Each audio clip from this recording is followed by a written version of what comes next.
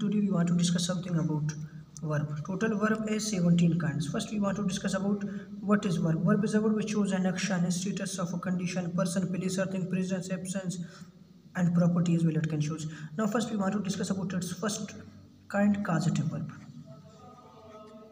In causative verb we do not want to perform an action directly, we get it done indirectly by someone. And causative verb में काम को हम लोग खुद नहीं करते, किसी और के ज़रिए परफॉर्म करते हैं और इसके 6 काइंड्स हैं हमारे साथ.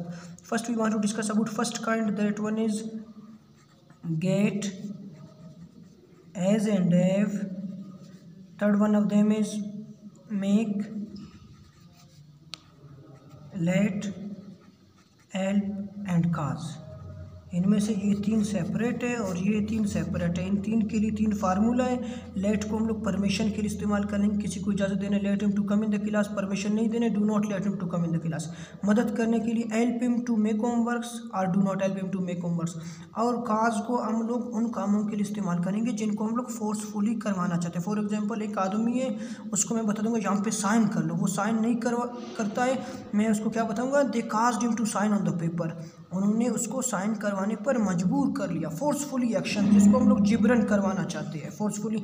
ये मदद के लिए हेल्प, लेट मीन्स परमिशन के लिए. अभी ये 3 चीज़ें यहाँ पर डिस्कस कर लेंगे. First we want to write their formulas. Total there 3 formulas. He gets his room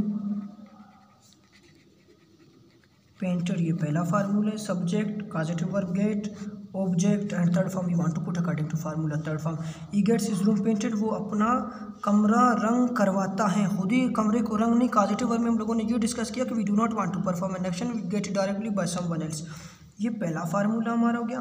और दूसरा फार्मूला हम लोग यहाँ पे डिस्कस कर लेंगे. He gets Ali to paint his room. He get Ali to paint his room, subject plus causative verb get. और यहाँ पे एक नया चीज़ पुट कर रहे हैं, एजेंट. एजेंट कहते हैं काम करने वाले को. यहाँ पे he gets Ali to paint his room, वो अली से अपना कमरा रंग करवाता है, खुद ही काम को नहीं, अली से काम को करवा रही है. हमारा दूसरा फार्मूला है. और तीसरा फार्मूला हम लोग डिस्कस कर लेंगे. He gets his room painted by Ali. इसको पैसिव वॉइस भी हम लोग कह सकते हैं. वो अली के ज़रिए अपने कमरे को रंग करवाते हैं और इनको टेंसेस में चेंज कर सकते हैं. अभी इसको हम लोग चेंज कर लेंगे. He gets his room painted, present and definite. He is getting his room painted, present continuous. He is got, he has been getting, past and definite. He got his room painted. He was getting, he had got, he had been getting his room painted. And next one we will see future indefinite. He will get his room painted, he will be getting his room painted, he will have got his room painted, he will have been getting his room painted. Next same, इसको भी same condition में सारे tenses में इनको इस्तेमाल कर सकते हैं. He is getting Ali to paint his room, he has got Ali to paint his room, he has been getting. और इसको भी सेम कंडीशन में ऑल टेंसेस में हम लोग चेंज, सिर्फ इस पार्ट को टेंसेस में चेंज कर लेंगे. बकाया जो हमारे पास स्ट्रक्चर है उनको सेम इस्तेमाल कर लेंगे. ये सिर्फ गेट था. अभी हम लोग एज एंड हैव के भी कुछ सेंटेंसेस बनेंगे. ही एज इज रूम पेंटेड, यहाँ पे एज इस्तेमाल कर लेंगे. और इसका पास्ट फॉर्म हमारे साथ क्या है, एड है. और आईएनजी इसमें एजिंग नहीं बल्कि एविंग आ जाएगा.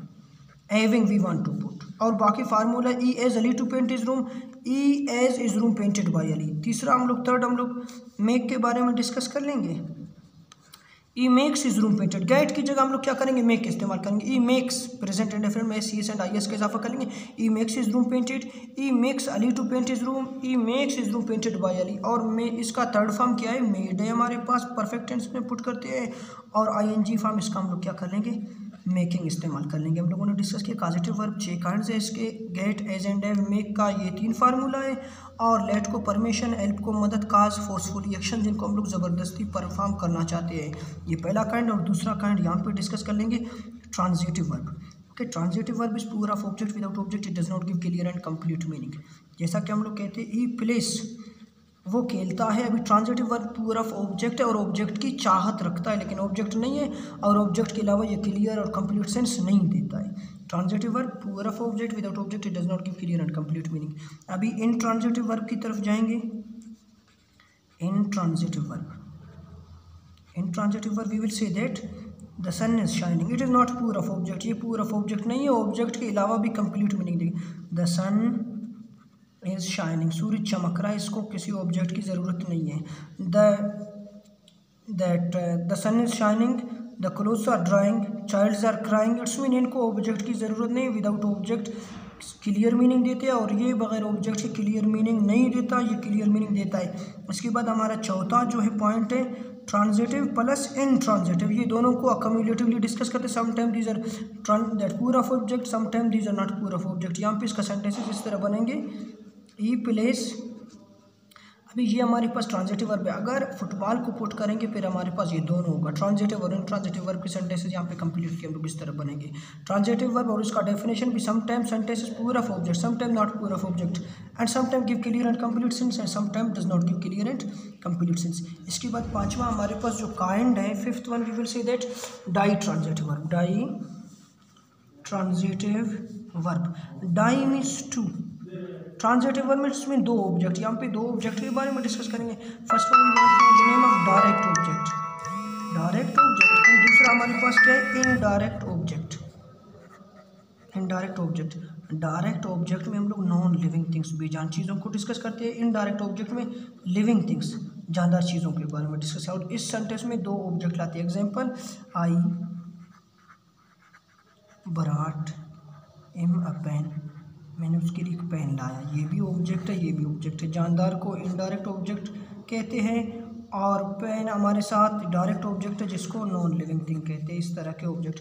और तीसरा दैट चट्टा हमारे पास है mono transitive verb, mono transitive verb, mono means one, di means two, mono means one. इन दो में से एक को हम लोग रिमूव कर दें फिर हमारे सेंटेंस मोनो ट्रांजिटिव बन जाएगा।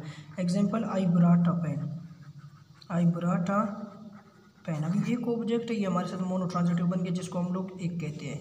उसके बाद हमारे पास चट्टा है कम्प्लेक्स वर्ब, कम्प्लेक्स वर्ब से मुराद कंप्लीमेंट हम लोग पुट करते हैं सेंटेंस में, we made them brave, okay, a sentence which contain complement, complement is a word which tells something about the nature of subject or object, ये sentence की nature को show करते हैं कि brave है। and next we want to discuss about seventh one, eighth one हम लोग discuss कर लेंगे stative। stative का मीनिंग है साइलेंट, वो एक्शन जो हमारे माइंड के जरिए परफॉर्म होते हैं। For example if I say that सी, देखने को हम लोग कह सकते हैं, या लाइक, इस तरह के ऑब्जेक्टिफिकेशन जो मोस्टली माइंड के ज़रिए परफॉर्म होते हैं। और इसके साथ हमारे पास जो नाइन्थ वन है उसको डायनामिक कहते हैं। डायनामिक उस एक्शन को कहते हैं जो लेग्स और एंड्स की मूवमेंट से क्या परफॉर्म होते हैं, फुटबॉल खेलना, भागना, एनीथिंग एल्स, ओके, इनको हम लोग डायनामिक कहते हैं। और जो माइंड से मोस्टली परफॉर्म होते हैं लाइक डिसलाइक या परेशान होना या बोर होना, इनको हम लोग क्या कहते हैं स्टेटिव। और ये डायनामिक रोटेट मोशन को शो करते हैं। And after that we want to discuss both one of them in 10th, stative plus dynamic. इसमें यहाँ पे वो वर्ब जो दोनों को शो करते हैं, जैसा कि फॉर एग्जांपल मैं कहता हूँ sleep, now event for sleeping, अभी जा रहा है लेग्स की मदद से, ये डायनामिक को शो कर रहा है। जब 100% सो गया फिर वो क्या स्टेटिव शो करेगा। For example wearing of socks, जुराबे पहना, पहले हाथों के ज़रिए से आप उठाओगे उनको, डायनामिक है। जब 100% पहन गया उनको, क्या होगा फिर हमारे पास स्टेटिव होगा। ये 10 काइंड्स हो गए। And after that we want to discuss about that 11, 12, 13, 14, 15, 16 and 17. Next we want to discuss about auxiliary verb,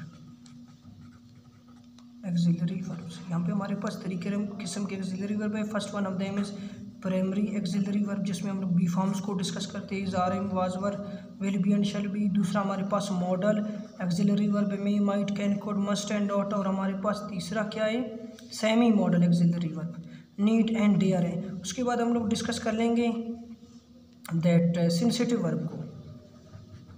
sensitive verb में हमारे पास सिर्फ और सिर्फ 5 चीज़ें हैं। First one of them is C, next one of them is hear, taste, feel and smell. We want to discuss this.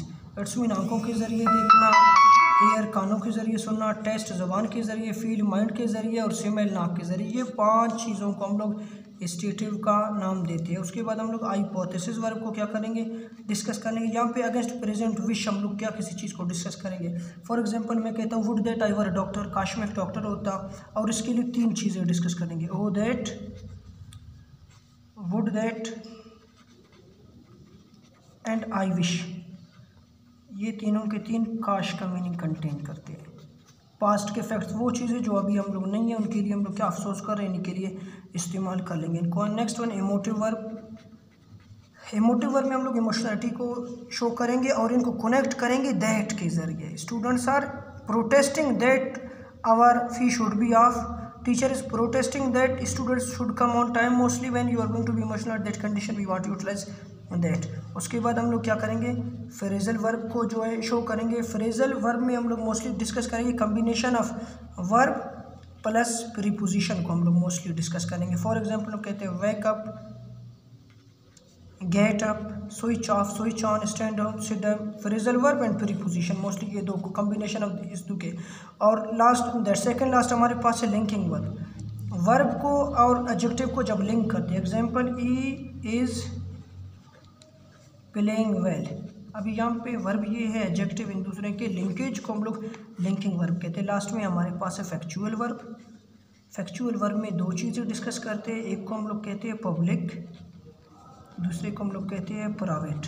Public में mostly हम लोग डिस्कस करते हैं indirect statement. Direct statement directly discuss करना, इनडायरेक्ट मीन किसी और से। इसे to me take leave for me from teacher, वो कहते हैं मेरे लिए उस्ताद से छुट्टी लेना, खुद ही छुट्टी नहीं ले रहे, किसी और की मदद से, इनडायरेक्ट। प्राइवेट में मोस्टली हम लोग मेंटल फीलिंग शो करते हैं। For example anybody will enter in classroom then you will say I think that you will steal anything. किसी के बारे में गलत सोचना या मेंटल फीलिंग को शो करना कि ये काम इसको करेगा बिना पूछे या बिना जाने, हम लोग उसके लिए यही ऑब्जेक्टिफिकेशन को जो है वो एप्पल करते हैं।